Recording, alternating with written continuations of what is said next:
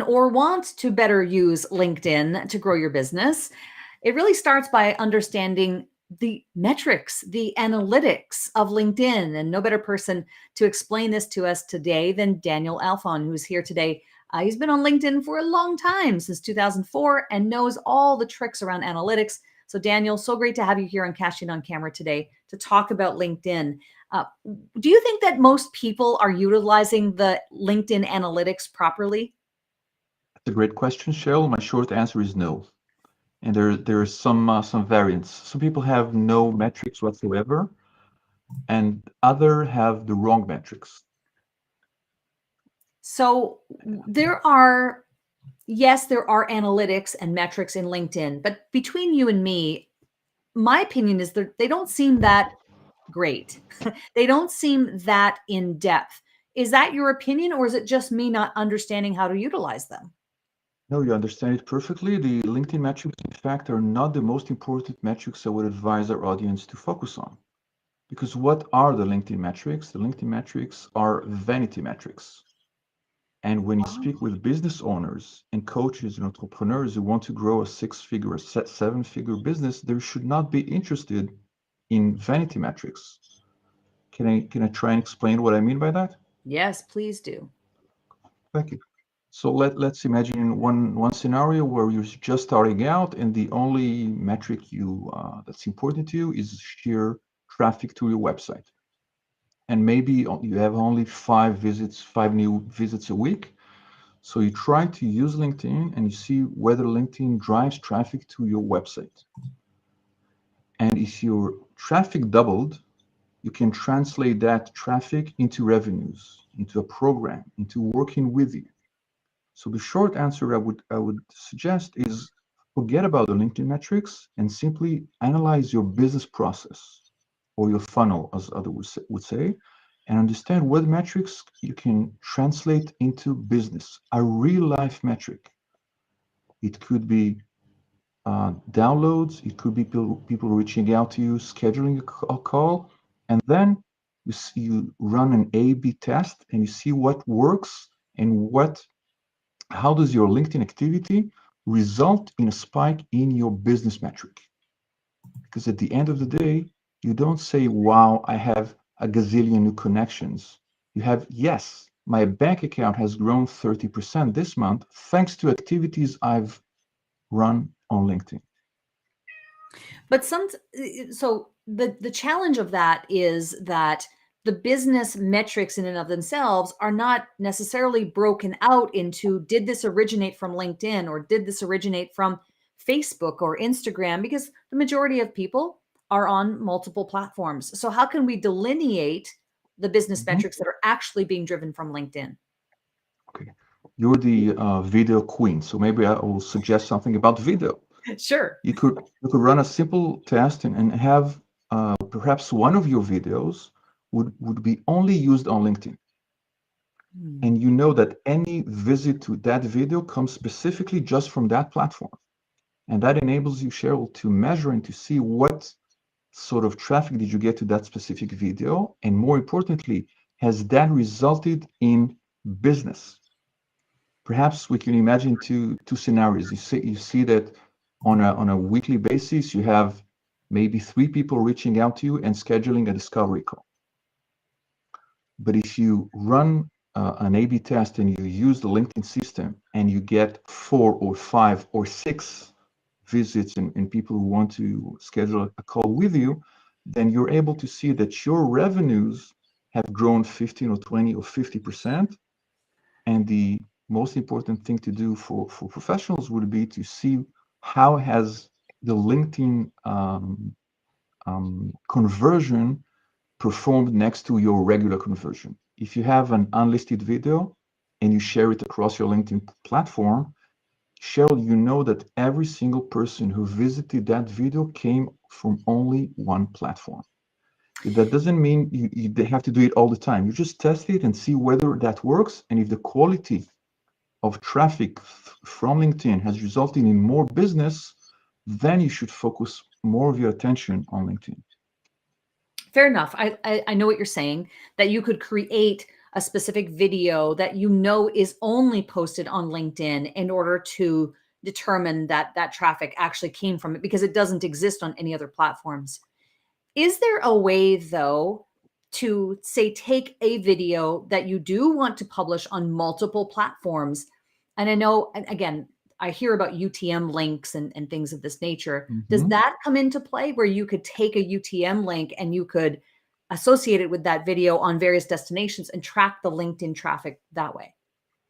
Yes, it could, and it could be even simpler for some business owners. If your video is not time sensitive, then you could decide that for the next 30 days you would use, Instagram and Twitter and TikTok, but next month you'll only promote that link through LinkedIn. Oh, And that's even without changing the URL, you would know the traffic resulted next month came from that source. And that was going to be one of my questions, is about the timing. How much time is a good length of time, let's say, to do a test? Say we use your strategy of take one video, put it on LinkedIn. How long is a long enough test to be able to determine? Because as with any social platforms, you post content, but it's falling down the feed. I know that there are some advantages on LinkedIn where it does resurge and it comes back to the top depending on engagement. But how long is a good test? Great. So your question was about when we share videos or content through our feed. But the LinkedIn platform enables us to use video in multiple ways. For example, you could have a cover video. A cover video would mean that any person visiting your profile, Cheryl, will see next to your profile photo a muted video for 30 seconds. And that means you can promote whatever you want. You can refer to your high value clients and explain about the advantages that you have or a forthcoming program. And that could, if you can change that, you can keep that for weeks or for months. If it's not time sensitive, then it doesn't have to be necessarily through the feed. You're absolutely right. It will disappear. But traffic to your profile is a constant. People will check you out before a meeting, whenever they listen to the podcast, they want to grow their business. So use your profile. If you look at my own profile, you see the video playing there. And that video is only on LinkedIn. So I know that anyone reaching out to me through that video has visited my LinkedIn profile. It doesn't have to involve a lot of work. It's really a 30-second video. That video that's in the profile that I just showed, so the circle, and then you put your video, and you have to do that through mobile. You have to upload that video through mobile. It can't be done on website or on desktop. But when you upload that and you're saying something, it's call to action that's very specific in that profile video, is your point that if people action the thing you said in that profile video, you can deduce that that's where it came from. Absolutely. And you could also use a specific link and change the content on that link. In other words, the video itself doesn't have to change, but if you have a hot link, shall we say, Cheryl Plouffe / something, you could change it periodically when you have a new program, when you have a new TED Talk, or when you have published a book, and the link would stay the same, but your content could change. It's interesting because as we started this interview, I thought we were going to be talking about how to best utilize the analytics in LinkedIn. And what I'm really getting from you, Daniel, is that you're saying, honestly, let's not even really use them. It's interesting. You're saying, look at the business metrics and how they correlate to activities that you're doing on LinkedIn. Do you feel that there's room for improvement as far as the analytics are concerned on LinkedIn itself, on the platform itself? Yes, I do, because some of them are not clear. For example, many of my clients are frustrated when they think about the numbers of impressions their post had. But the number of impression is not a realistic metric. Anytime you visit your feed and you scroll down, that counts as an impression. And if you say, hey, how come I have 20,000 impressions and only 3 people commented and I only had 5 likes? So the real analytics would be to only measure comments shares, likes, or people reaching out to you or traffic. The impression is a pure vanity metric. Could I share my screen for a sec? Sure. So we discussed the LinkedIn metrics earlier on, and you're absolutely right. I think our audience as business owners should focus on the right side, and the right side is not a LinkedIn metrics. It's not a vanity metric. It's not an SSI score. It's not the number of views. It's not the number of followers. It's dollars. It's revenues. And you should ask yourself, what should I do on LinkedIn in order to improve my top of funnel revenues? What my revenues coming originating, sorry, from LinkedIn. Yes, your point is a good one, that at the end of the day, why are any of us even considering using any of these social platforms at all? It is to, from a business perspective, it is to get revenue and orders and downloads, subscribers, demos, and inquiries. But one can also argue that there's this sort of top of the funnel, that it has to start with the baseline engagement impressions in order to get those business metrics to come to fruition. What say you about that? More, but the term impression is a misleading one. It's not really impressions. I agree. When people could take for B2B sales, could take up to 8 interactions with a client before they say, yes, Cheryl, I'd like to start working with you. You're absolutely right. But what LinkedIn calls impressions is not a true analytic. It could drive you nuts, because you see thousands of impressions, and that does not correlate with the actual engagement. And that's not because you have done something wrong. It's because the numbers of impressions are inflated for most of us. So if you do consider LinkedIn metrics, at least try to look at ones that are real and not ones that are inflated. What about the engagement metrics? I know LinkedIn doesn't have a massive suite of analytics, but the engagement metric is not a bad one, in my opinion. What do you think? Absolutely. What when you share something new, what would make you happy the most? Would you have more people comment or share or like, or what would make your shine? I think any of those engagement metrics are valuable, because if people are commenting, if they're liking, if they're sharing, those, it's hard for me to determine which one I would prefer of those. I think they're all great because they all contribute to activity and interest. Great. So you're right. In our eyes as a content producer, it could be the same, but the LinkedIn algorithm has a different view about that. So, for example, instead of sharing 24/7, what you could do is commenting on other people's posts. And if people comment on your own post, then the LinkedIn algorithm gives that more weight. I see.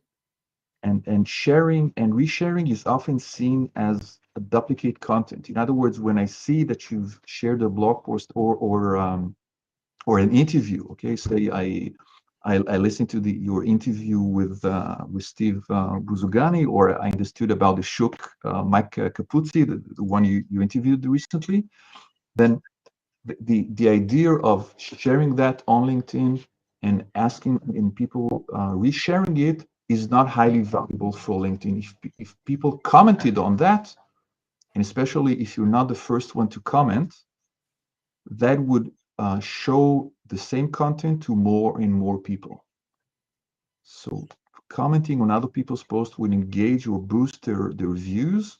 And if people comment on your own post, it could be worth more than 3 or 4 likes. So when I comment on someone else's LinkedIn post, that is a powerful signal that we're sending to LinkedIn, but it isn't representative of the analytics of your own profile in LinkedIn. The analytics don't show anything that represents how many times I've commented on someone else's post, but yet from an algorithm perspective, it's really powerful, is what I'm hearing you say. Yes, ma'am. And when you comment on other people's posts, some of that person's network is likely to check out your own LinkedIn profile, and you would know that they can because you commented on that post, because you see that it happened simply 10 minutes after you commented on that post. Right. It's interesting. I don't do that enough, I don't think. I don't think I comment on other people's posts as much. I do watch and I read, but I think after this conversation, I will take a more concerted effort to, or make a more concerted effort to comment on other people's posts. Well, and there's another way that will be even stronger if you'd like to strengthen your relationship with that person. You could leave the LinkedIn platform and write and email them and say, hey, I read your post about A, B, and C, and this is what I wanted to say. Because if you're only commenting for the sake of the LinkedIn algorithm, then your own connections are likely to disengage at one point because they see that you're doing the same thing. But it could be very worthwhile occasionally to leave the LinkedIn platform and to engage one-on-one with that VIP, with that person. And very few people do that. It would take you an extra minute, but you can do this only once a week, and you would strengthen your relationship with important people. Why not? Instead of messaging them directly in LinkedIn. Instead of commenting publicly, because for example, I could spot a mistake they've made. So as a good friend, I could comment and say, hey, your link doesn't work, or there's a typo here. But if I leave the LinkedIn platform, I think most of them will appreciate the fact that you're reaching out to them and pointing them in the right direction. Daniel, Lois is making a comment here that it's fun to comment. Yes, it's fun to comment, but can take a lot of time and energy and also keep us reactive versus proactive. Do you agree? Yes, I think what I would say is, how much time do you think you can feel comfortable dedicating to the LinkedIn platform on a regular basis? And in my book, consistency is more important than frequency or size. In other words, if you can only spend 10 minutes a week on LinkedIn, make those 10 minutes count. If you binge LinkedIn for a week and then forget about it for a quarter, you would find it very difficult but people do that. I know. I'm laughing because it's true. So consistency is the name of the game. If you're consistent, within 5 minutes, you can make an impact. Simply go check your notifications, and you would see that someone that's important to you has either started a new position or has their birthday coming up today. And that's another reason why you should do it on a regular basis, because if you only spend 5 minutes a day, you would see maybe 2 or 3 people. But if you binge LinkedIn, then on that particular weekend, it doesn't make sense to wish you a happy birthday in December if your birthday is in July, right? That doesn't make sense. You don't have to work harder. You have to be consistent about it. Mm-hmm. What is the biggest mistake that you see business owners making on LinkedIn? We could probably have an hour conversation on that alone, but is there one glaring mistake that really annoys you that you see people making? A, I don't want to make that mistake myself, but B, I think it would be beneficial to our viewership and listeners to understand what the big mistake is. That's a great question. I think probably the single most important mistake is a misalignment between their business objective and what their LinkedIn presence says. In other words, when I visit your own LinkedIn profile, I see that you tweaked your headline, and now it says advisors to six-figure entrepreneurs who want to implement scalable systems. If I'm not a six-figure entrepreneur, then I would move on. But if I am, or if I'm interested in becoming one, then you've got my attention. In other words, your profile has to speak for itself. If you need to explain it, you say, no, my profile says A, but actually what I wanted you to know is B, then you're leaving money on the table and you're underutilizing the platform. And occasionally, Cheryl, because your own business pivots, it makes sense to revisit your LinkedIn presence every 6 months or every quarter or at least every year. Otherwise, you would promote something that you're no longer interested in. Just align your business objective with your presence on the platform. Absolutely. And I've changed it many times, I think, over the years as I've been doing this, oh, sorry. I think I just brought up the wrong thing. Over the years, I have definitely tweaked it because I've become more clear about who it is I work with. And I think that's just part of entrepreneurship, is just that clarity comes over the course of time as you do it. And it's really beneficial to review it on a periodic basis. Absolutely. So I would love for you to share with us, what is a tip, a tool, tactic, or technique that's really helping you to market yourself right now, that's working effectively for you? Can I say ChatGPT? Absolutely. Cool. So the question I would ask is this: I don't think ChatGPT or AI or Bard will replace it. Will replace us very soon. But I think that people who won't use it are likelier to run a risk of not being relevant. And one way I use it is simply to ask, why would you need a LinkedIn consultant? And the answer is, I could run the same search. Why would you need a video coach? And because you need to focus on something that can't be automated, because you've run a news organizations, because you have more than any AI will have in our lifetime, then it helps you to identify the value-added services that you can offer even when AI becomes more mature. So this is one simple tactic anyone could use. Leave the basics to AI and find the services that AI cannot reproduce